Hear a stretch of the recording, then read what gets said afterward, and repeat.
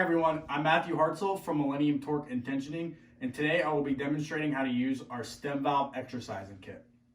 Similar to our gate valve kit, our stem valve exercising kit comes in a battery and a pneumatic option.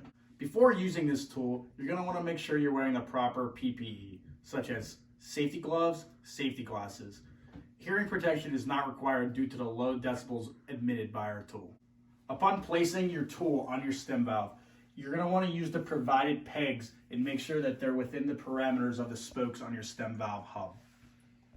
Once you have made sure that your pegs are securely fastened within the parameters of your spokes on your hub, you're going to place your reaction arm in the reaction arm slot.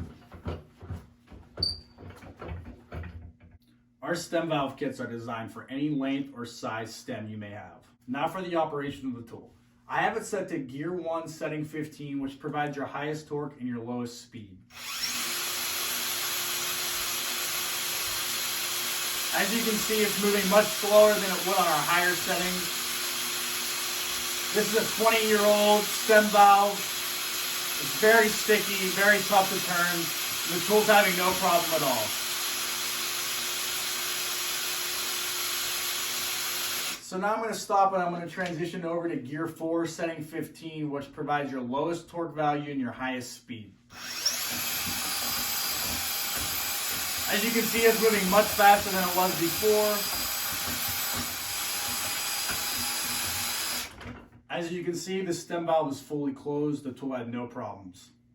Our battery stem valve kit comes with 2 batteries, a charger, a stem valve setup, and a long reaction arm. Additionally, this kit comes in our pneumatic option that includes our famous pneumatic tool, the stem valve setup, and our long reaction arm. This is a great option if you have readily accessible compressed air. As always, thank you for watching, and please check out our LinkedIn and YouTube pages for more Millennium content.